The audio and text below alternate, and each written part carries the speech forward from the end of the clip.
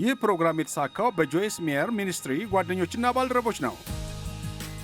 ኢየሱስ ብትታዘዙኝ እወዳቸዋለሁ አላለም። እሱ አስቀድሞ ይወደናል እና ታዛዥነት በነፃነት የሚሰጠን ፍቅር ምላሽ ብቻ መሆን አለበት።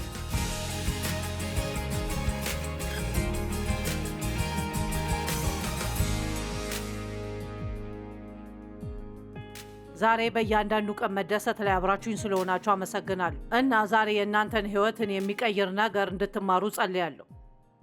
የምንነጋገረው አንድን ሰው ታላቅ ሰው ስለሚያስብሉት ነገሮች ነው። ሁሉም ሰው ታላቅ የእግዚአብሔር ሰው ወይም ሴት መሆን እፈልጋለሁ ይላሉ እና እኛ በቃ ቀልደኞች መሆን አንፈልግም። ነገር ግን እኛና እግዚአብሔር ስለ ታላቅነት ያለን አመለካከት ብዙ ጊዜ ሁለት የተለያዩ ነገሮች ናቸው። እንደ አለባበሳችን ባሉ ብዙ ውጫዊ ነገሮችና በምንነዳው መኪና አይነት እንለካዋለን። በሙያችንና ምን ያህል ትምህርት እንዳለን ግን እግዚአብሔር እንዲህ ይላል፣ ከመካከላችሁ ከሁላችሁ የሚበልጠው አገልጋያችሁ ይሆናል። ታላቅ ሰው ሌሎችን ያገለግላል። ነገር ግን በማጠናበት ጊዜም ታላቅ የእግዚአብሔር ወንዶች እና ሴቶች በታዛዥነት እንደሚመላለሱ ተረድቻለሁ። ስለዚህ ዛሬ ለእግዚአብሔር ስለ መታዘዝ እንነጋገራለን። ሌሎችን ለማገልገል ታዛዥ ስለመሆን ግን ቃሉን እየሰማን ብቻ ሳይሆን ቃሉን እየሰራን መሆናችንን ማረጋገጥ አለብን። እኔ እንደማስበው አንዳንድ ጊዜ እኛ በእውነት የምንታለል ይመስለኛል። ወደ ቤተ ክርስቲያን እሄዳለሁ፣ ቃሉን እሰማለሁ፣ ቃሉን አውቃለሁ፣ ግን ቃሉን ካልሰራንበት ያም ከንቱ ነው። ይሄን አዳምጡ። ማቴዎስ 5:19 ስለዚህ ማንም ከእነዚህ ትእዛዞች አነስተኛይቱን እንኳን ቢተላለፍ ሌሎችንም እንዲተላለፉ ቢያስተምር በመንግስተ ሰማይ ታናሽ ተብሎ ይጠራል፣ በመንግስተ ሰማይ ከሁሉ ያነሰ ተብሎ ይጠራል። ነገር ግን እነዚህን ትእዛዛት የሚያደርግና የሚያስተምር ማንም ሰው በመንግስተ ሰማይ ታላቅ ይባላል። ያንን ወድጄዋለሁ። ስለዚህ ታላቅ ሰው በታዛዥነት ይራመዳል። እኛ በመታዘዝ የምንራመድ ብቻ ሳንሆን ሌሎች በታዛዥነት እንዲራመዱ ማስተማር አለብን። ያም ሰው በእግዚአብሔር ዘንድ ታላቅ እንደሆነ ይቆጠራል። ጽድቃችን ከጻፎችና ከፈሪሳውያን መብለጥ አለበት። ኢየሱስ ቃሉን መናገር እንደሚችሉ ይናገራል፣ ግን አይተገብሩትም። ማቴዎስ 5:20 ጽድቃችሁ ከፈሪሳውያን ከኦሪት ሕግ መምህራን ጽድቅ ልቆ ካልተገኘ መንግስተ ሰማያት መግባት አትችሉ። መንግስተ ሰማይ መግባት አትችሉም። የታሰበ ጽድቅ ነበራቸው። ስለ ትክክለኛ ነገሮች ሁሉ ይናገሩ ነበር። ኢየሱስ ለሌሎች ምን ማድረግ እንዳለባቸው ከነገራቸው በኋላ ግን ራሳቸው አላደረጓቸውም ይላል። ምን ማድረግ እንዳለባቸው ለሌሎች ሰዎች ይናገሩ ነበር፣ ነገር ግን እግዚአብሔርን በመታዘዝ አልሄዱም። ይህንን መጠየቅ እፈልጋለሁ። እግዚአብሔር እንድታደርጉት ወይም እንዳታደርጉት የነገራችሁ ግን አሁንም እንዳላደረጋችሁት የምታውቁት ነገር አለ? እግዚአብሔርን ለመታዘዝ መሞከር መታዘዝ አይደለም። እርሱ የጠየቀንን ነገር እስካላደረግን ድረስ እግዚአብሔርን አልታዘዝነውም። ማቴዎስ 23 ከ1-4 ከዚያም ኢየሱስ ለሕዝቡና ለደቀ መዛሙርቱ እንዲህ ሲል ተናገረ። የኦሪት ሕግ መምህራንና ፈሪሳውያን በሙሴ ወንበር ላይ ተቀምጠዋል። ስለዚህ የሚነግራችሁን ሁሉ አድርጉ፣ ጠብቁትም። ነገር ግን እንደሚናገሩት አያደርጉምና ተግባራቸውን አትከተሉ። እንዲሁም ለመሸከም የማይቻል ከባድ ሸክም አስረው በሰዎች ትከሻ ላይ ይጭናሉ፣ ራሳቸው ግን በጣታቸው እንኳን አይነኩትም። የሚሰብኩትን አልተለማመዱም። ኢየሱስ ራሱ አገልጋይ ለመሆን ራሱን አዋርዷል እና በአዲሱ መጽሐፍ ቅዱስ ላይ እንዲህ ይላል፣ እስከ ሞት ያውም በመስቀል ላይ እስከ መስቀል። ታዛዥ ለመሆን ብቻ ሳይሆን እጅግ ታዛዥ ለመሆን ማቀድ አለብን። ከሕጋዊነት ነፃ ወጥተናል። እያንዳንዱ ትንሽ ጥቅስና የሕግ ርዕስ መከተል አያስፈልገንም። ግን በአንድም ሆነ በሌላ መንገድ ስህተት የምሰራ ከሆነ ትንሽ ሕጋዊ መሆንን አልፈልግም። ነገር ግን በቃ ግዴለሽና እንደ ልቤ ምንም ነገር ማድረግና ኃላፊነት እንደሌለኝ ከማሰብ ትንሽ ጠበቅ ያለ ሕግ ብከተል የተሻለ ነው። ዛሬ የምኖረው በጸጋ ነው። ጸጋው ደግሞ ድንቅ ስጦታ ነው።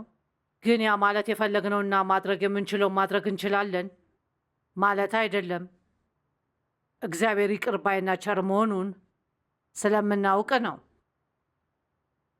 ፊልጵስዩስ 2:4-10 ሌሎች ከእናንተ እንደሚሻሉ በትሕትና ቁጠሩ እንጂ በራስ ወዳድነት ምኞት ወይም ከንቱ ውዳሴ ለማግኘት አንዳች አታድርጉ። ስለዚያ ተነጋግረን ነበር፣ ግን ሌሎች ሰዎች በሚፈልጉበት ነገር ላይ ፍላጎት ሊኖረን ይገባል። ልጄ ብዙ ጊዜ ይጓዛልና ብዙ አዳዲስ ሰዎችን ያገኛልና እሱ ሁልጊዜ አጋሮችን ሌሎች ሰዎችን ለመርዳት የሚሰጡትን ፋይናንስ ኢንቨስት ማድረግ የምንችልባቸውን ቦታዎች ይፈልጋል። እሱ በስቴቶች ውስጥ ብዙ ጊዜ ይጓዛል፣ ወደ ውጭ ሀገር ይሄዳል። የላቀ አገልግሎት የሚሰጡ ነገር ግን እግዚአብሔር የጠራቸውን ግን ለማድረግ እንዲችሉ ፋይናንስ የሚያስፈልጋቸውን አገልግሎቶችን ይፈልጋል። ልክ እናንተ ከእኛ ጋር እንደምትተባበሩ ሁሉ የተጎዱ ሰዎችን መርዳት እንድችል ከእነሱ ጋር እንተባበራለን። በምንፈልገው ነገር ላይ ብቻ ፍላጎት እንዲኖረን አንፈልግም፣ ግን ሌሎች ሰዎች በሚፈልጉበት ነገር ላይ ፍላጎት አለን። እናም እሱ የማያውቀውን ብዙ ሰዎችን ስለሚያገኝ ስለ ራሳቸው ጥያቄዎችን ከጠየቅሻቸው ከአዲስ ሰው ጋር ለመገናኘት ምንም አይነት ችግር እንደማይገጥመኝ ተረድቻለሁ አለኝ። ምክንያቱም ሁሉም ሰው ስለ ራሱ ማውራት ይወዳል። እና ያ እውነት ነው። ለሌሎች ሰዎች በረከት መሆን ከምንችልባቸው መንገዶች አንዱ ይህ ነው። ስለ ቤተሰብ ንገረኝ፣ ስለ ህልሞች፣ ምኞቶች ንገረኝ። ስለ ራሳቸው ሁሉንም ነገር ይነግራቸዋል።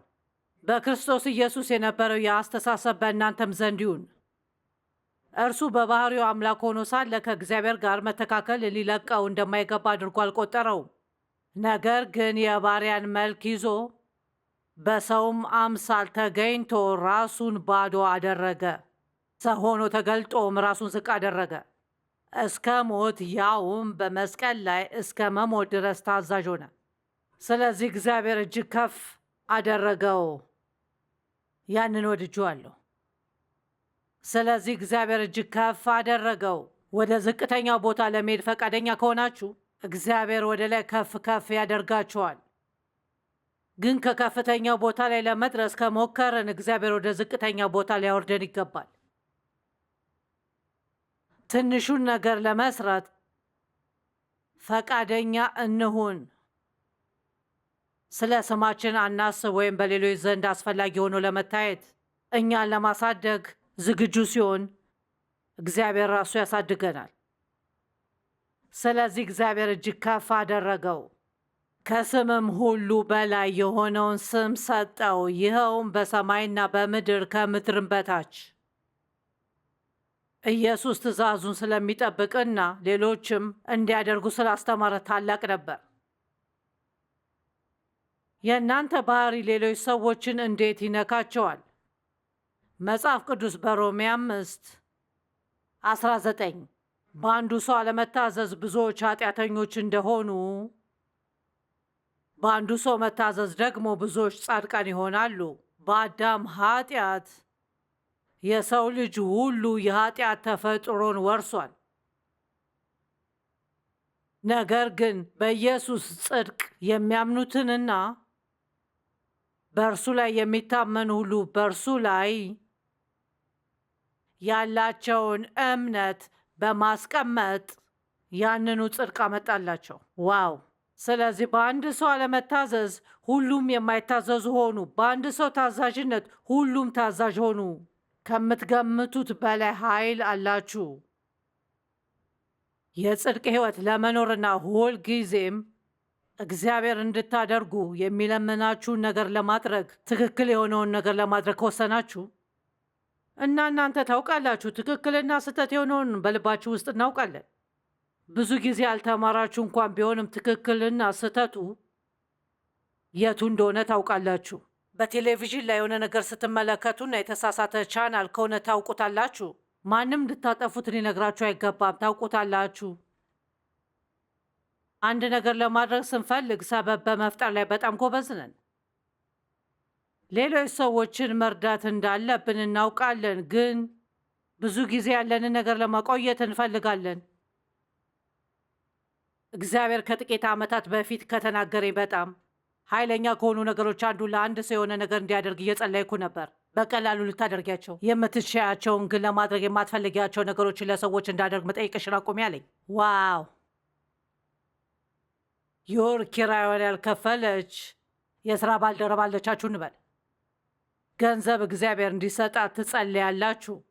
ምናልባት እግዚአብሔር ለኪራዩ የምትከፍልበት ገንዘብ እናንተ እንድትሰጧት ይፈልግ ይሆናል። ለመጸለይ ምን ያህል ፈቃደኛ መሆናችን በጣም የሚገርም ነው። ነገር ግን ለመስዋዕት ፈቃደኛ አይደለም። ያ ቃል አለ። ኢየሱስ ስለ እኛ ሁሉንም ነገር ሰውቷል።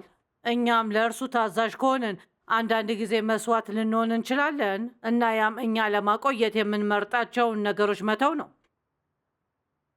እንፈተናለን። እኛ ጋር ማቆየት የምንፈልገውን ነገር እንድንተው እግዚአብሔር ይጠይቀናል። ለሌሎች ነገሮች ያጠራቀምነውን ገንዘብ እንድንሰጥ ይጠይቀናል።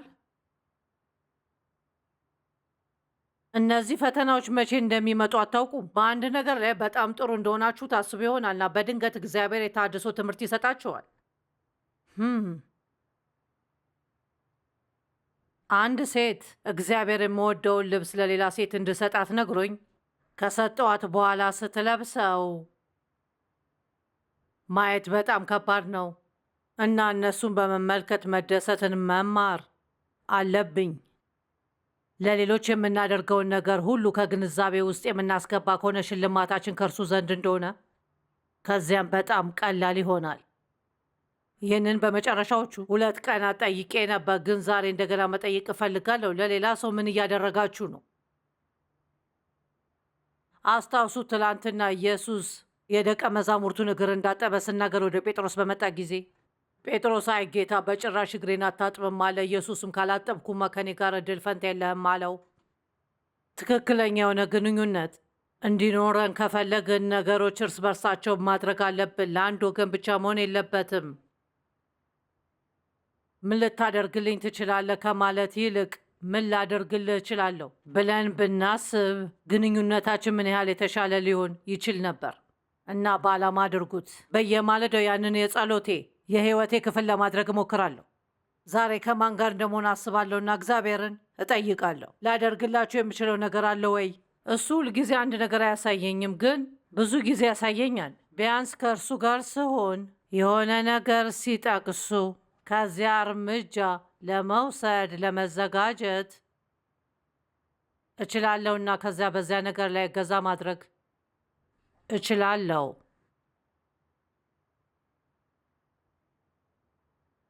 የእንዲህ አይነቱን ነገር ጠቃሚነት አስቡ። በአንድ ሰው መታዘዝ ብዙዎች ጻድቃን ሆነዋል። በብሉይ ኪዳን ዘዳግም 30:19 ሕይወትና ሞትን በረከትና እርግማን በፊት አስቀምጫለሁ። እንግዲህ አንተና ልጆች በሕይወት እንድትኖሩ ሕይወትን ምረጥ። ሕይወትን ከመረጣችሁ እናንተ ብቻ ሳይሆን ሁሉንም ዘሮቻችሁን ይባረካሉ። ልጆቼ፣ እያንዳንዳችን በተወሰነ ጊዜ ወይም በሌላ መንገድ የኖርነውን ሕይወት ስለኖርን እና ለከፈልነው መስዋዕትነት ዴቭና እኔን አመስግነውናል። ምክንያቱም እኛም በመመልከት መልካም ባህሪ ማሳየት እንዳለባቸው ተምረዋል። 4ቱም ልጆቻችን ጥሩ አቋም አላቸው። 4ቱም ሐቀኞች ናቸው። ሁሉም እግዚአብሔርን ይወዳሉ፣ ከእርሱ ጋር ይራመዳሉ። ፍጹም አይደለም፣ ስህተት ይሰራሉ። ግን ከእግዚአብሔር ጋር መሄድ ከመናገር በላይ መሆኑን ተምረዋል።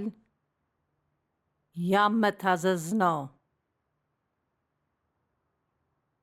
ትናንት ከልጆቼ ከአንዱ ጋር ነበርኩ እና በአንድ ሱቅ ውስጥ ትንሽ ግጭት ነበር። እሷ ትንሽ ተናገረች። መናገር ያልነበረባትን ነገር ነበር የተናገረችው። ባሏ ይቅርታ ትጠይቂያለሽ ብሎ ጠየቃት። እሷም አልጠይቅም አለች እና በኋላ ወደ ቤት ገባች። እግዚአብሔር አንዳንድ ጊዜ እንዴት እንደሚይዝ ታውቃላችሁ። እና የሆነው ያ ነው ብዬ ገምታለሁ። ደወለችና ልጅቷን ይቅርታ ጠየቀቻትና ልጅቷ በዛ በጣም ጥሩ ምላሽ አልነበራትም። እኔ ግን ስለ እሷ ትጨነቂ አልኳት። አሁን የቀረው በእሷና በእግዚአብሔር መካከል ነው አልኳት። ስህተት ከሰራችሁ ንስሐ ለመግባት ፈጣን ሁኑ። ለእናንተ መጥፎ ወደ ነበረው ሰው ተመለሱና ይቅርታ ጠይቁት። ዝም ብላችሁ አትለፉት። በእግዚአብሔር ፊት ንስሐ መግባት እንችላለን። ነገር ግን አንዳንድ ጊዜ ለሰው ንስሐ መግባት ከባድ ነው። ያን ስላደረጉ ይቅርታ አድርግልኝ፣ ያንን ማድረግ ስህተት ነበር ማለት።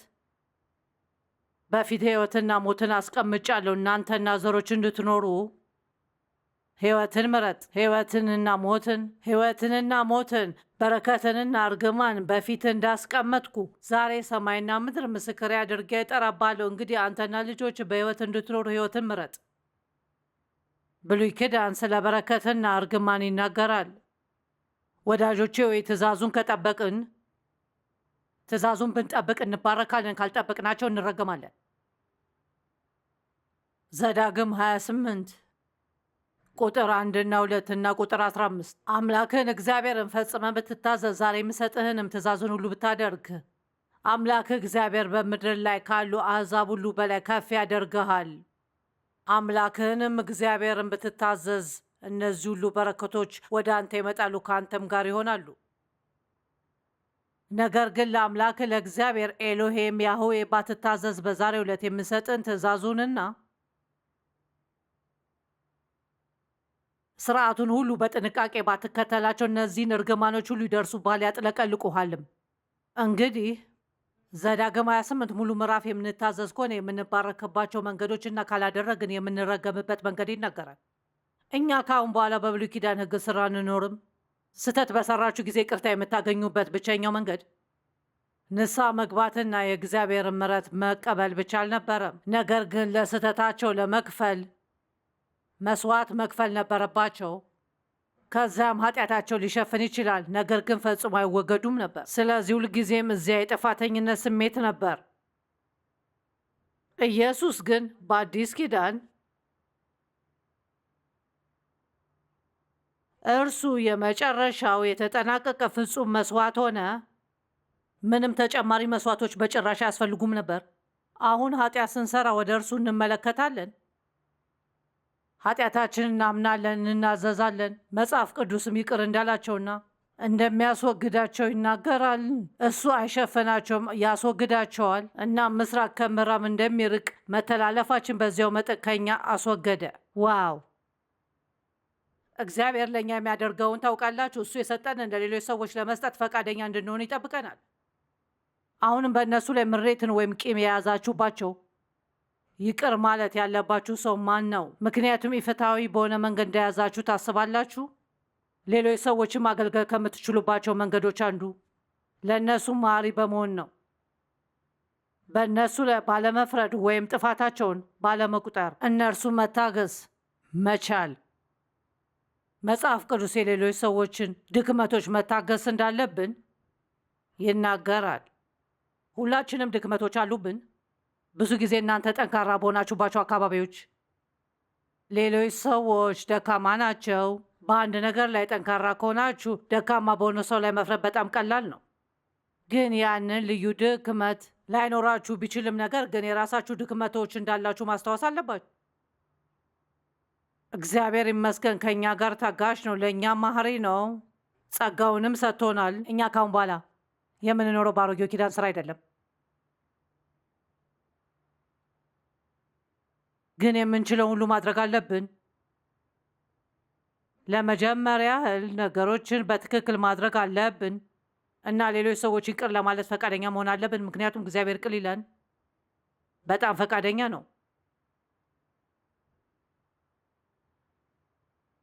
እግዚአብሔርን ካልሰማችሁት እግዚአብሔርን መታዘዝ አትችሉም።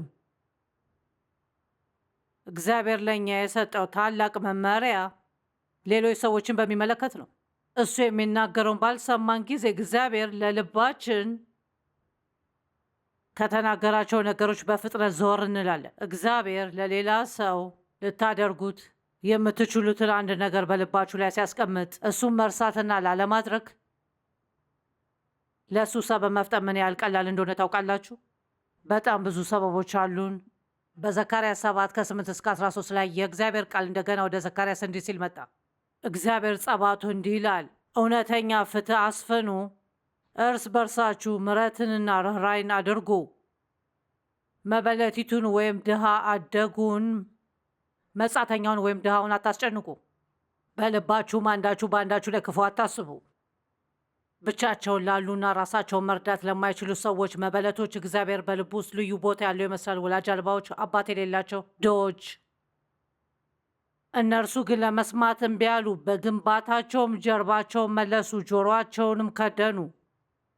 ያንን ማድረግ አንፈልግም። እግዚአብሔር መስማት የማትፈልጉትን ነገር ሲነግራችሁ ጆሮአችሁ መድፈን የለባችሁም። ለማዳመጥና ለመከተል እና ለመታዘዝ ጸጋን እንዲሰጣችሁ ጠይቁት። ልባቸው እንደ አለት የጠነከረ አደረጉት። የእግዚአብሔርንም ቃል አይሰሙም ነበር። ስለዚህም እግዚአብሔር በእነርሱ ተቆጣ። እኔ በጠራሁት ጊዜ እነርሱ አልሰሙም እና ስለዚህ እነሱ ሲጠሩኝ እኔ አልሰማም። ዋው!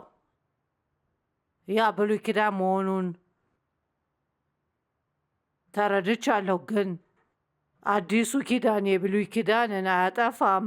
በመንፈስ ቅዱስ አማካኝነት እንድንፈጽም እና እግዚአብሔር እንድንፈጽም የሚጠይቀን እንድናደርግ ችሎታን፣ ጸጋን፣ ኃይል ይሰጠናል።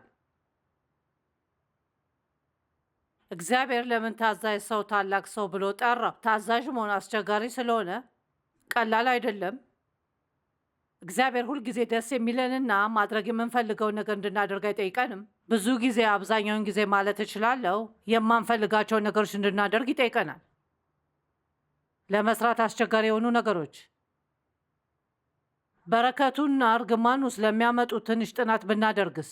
ታዛዥነት የሚያመጣው መባረክ፣ መጨመር፣ ብዙ አለመሸነፍ። እናንተ ልታሸንፉ አትችሉም።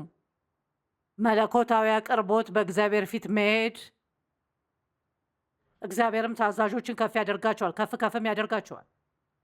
አለመታዘዝ ግን እያንዳንዱ አይነት መራራና እያንዳንዱ አይነት ባዶነት በምናየው ቦታ ሁሉ ያመጣል እና ፈተናም፣ መከራን፣ ተስፋ መቁረጥን፣ ምርኮኝነትን፣ ጭንቀትን፣ ድህነትን፣ ጥፋትን፣ መተው፣ ምቾት ማጣት፣ አቅም ማጣትና መጨቆንን ያመጣል።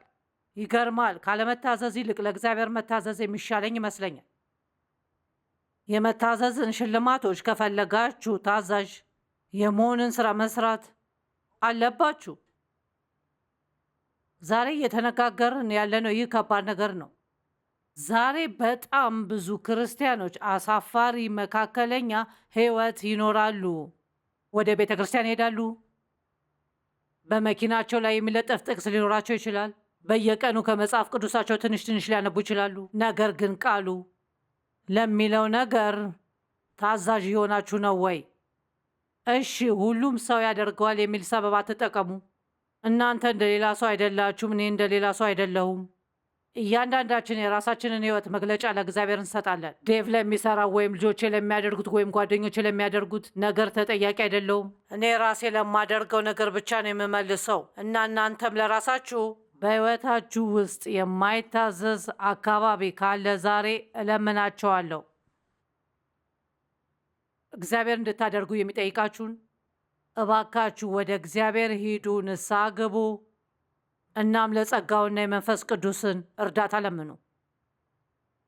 በልቤና በአእምሮዬና በጥናቴ ውስጥ ደጋግሞ የሚወጣ ጥቅስ አለ እና ቀላል የሆነ ጥቅስ ነው።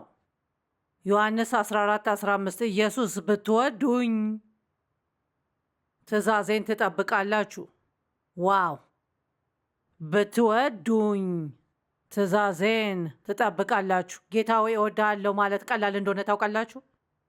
ነገር ግን እውነተኛው ፈተና እግዚአብሔር እንድናደርገው የሚጠይቀንን ነገር በማድረግ ወይም ባለማድረግ ውስጥ ነው። በአንድ ሰው ላይ ከተቆጣውና በቅዱሳን መጽሐፍ መሰረት ይቅር ማለት እንዳለብኝ ያውቃለሁ። ይቅር ለማለት ፈቃደኛ ነኝ ወይስ ላለማድረግ ሰበብ እየፈጠርኩ ነው? ሰበብ በውሸት የተሞላ ምክንያት ብቻ ነው። የምንፈልገውን ሰበብ ሁሉ መፍጠር እንችላለን፣ ግን በእግዚአብሔር ፊት ሰበብ አይሆንም። እግዚአብሔር የሚፈልገውን ለማድረግ ስሜቴን ለመስማማት በጣም ከባድ ጊዜ እያጋጠመኝ ከሆነ ለማድረግ የሚወስነው ውሳኔ ፈቃዴን ለእግዚአብሔር ፈቃድ ለመስማማት እግዚአብሔር የሚፈልገው እንደሆን ስጥር ያ እንደምወደው ያረጋግጣል። ኢየሱስ ብትታዘዙኝ እወዳችኋለሁ አላለም። እሱ አስቀድሞ ይወደናል እና ታዛዥነታችን በነፃነት ለሚሰጠን ፍቅር ምላሽ ብቻ መሆን አለበት። በዚያ መስቀል ላይ በወጣ ጊዜ እና ስለ ኃጢአታችን በሞተ ጊዜ በላያችን አፈሰሰው። በእውነት ታላላቅ የእግዚአብሔር ወንዶችና ሴቶች ታዛዦች ናቸው።